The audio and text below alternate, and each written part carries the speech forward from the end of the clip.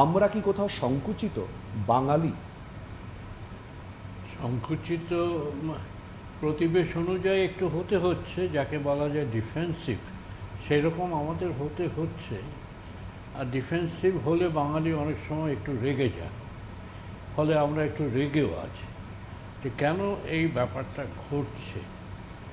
আমরা কারণগুলো জানি না তা নয়, তার কিছুটা ভারতের ইতিহাসে আছে। অন্তত আসাম অঞ্চলে যে ব্যাপারটা ঘটছে সেটা আসাম প্রদেশের ইতিহাসে আছে, অনেক দিন ধরেই ব্যাপারটা ঘটছে। কিন্তু ভারতের অন্যান্য জায়গায় যে ব্যাপারগুলো ঘটছে সেগুলো খানিকটা সাম্প্রতিক, এবং ঘটছে কিন্তু যে শ্রেণীর সঙ্গে, সেই শ্রেণীর বাঙালি সঙ্গেই ঘটছে। অন্য শ্রেণীর বাঙালি, অর্থাৎ যারা ধরো প্রফেশনাল বাঙালি, ডাক্তার, ইঞ্জিনিয়ার, শিক্ষক, তাদের সঙ্গে ঘটছে না। মধ্যবিত্ত, উচ্চ মধ্যবিত্ত বাঙালি, তাদের সঙ্গে ঘটছে না।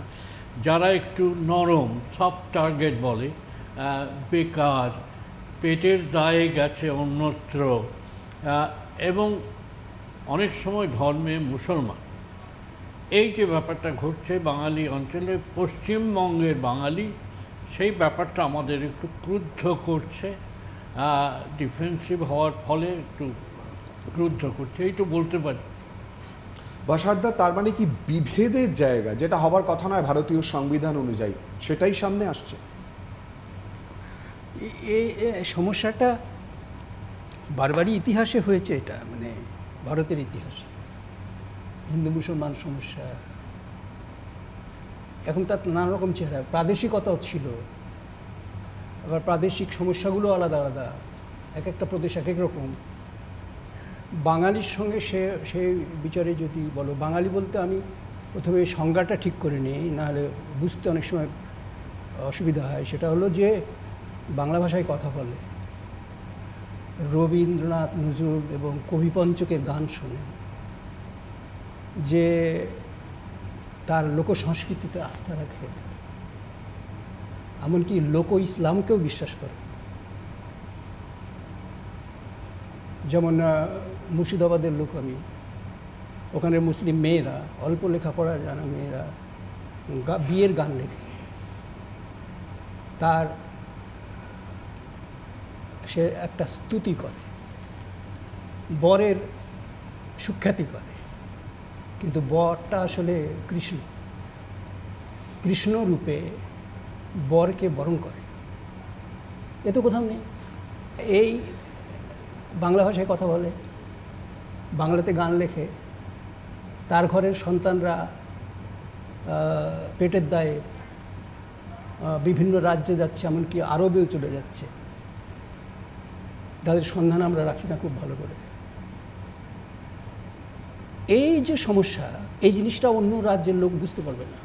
বাঙালি যত রকমের জাতি ভারতবর্ষে আছে, তার মধ্যে বাঙালির বিশেষত্ব খুব অদ্ভুত, যে এ সবচেয়ে সংমিশ্রিত জাতি,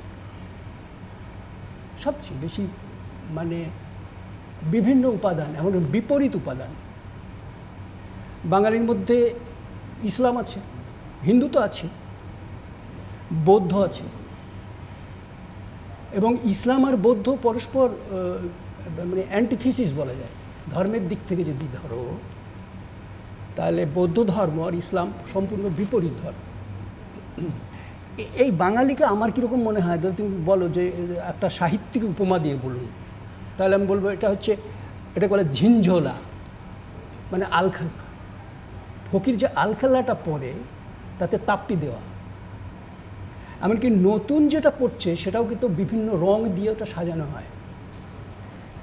সেজন্য ধরো আমার মধ্যে বাউল আছে, আমার মধ্যে ব্রাহ্মণ আছে। রবীন্দ্রনাথ বলছে না যে রবীন্দ্রনাথকে তার এক বন্ধু, মুসলিম বন্ধু, একবার বললে, আমাদের তো মা মাসিরা তো ব্রাহ্মণীর কোলে পিঠেই মানুষ হয়েছে। এটা রবীন্দ্রনাথ ভুলতে পারেননি। ব্রাহ্মণীর কোলে পিঠে মানুষ হয়েছে আমাদের মা মাসিরা, মানে ব্রাহ্মণের সঙ্গে মুসলমানের সম্পর্কটা বুঝতে পারছো? এটা রবীন্দ্রনাথ কিন্তু অভিজ্ঞতা থেকে বলছেন। তারপরে কবি থেকে বাঙালি এইরকম।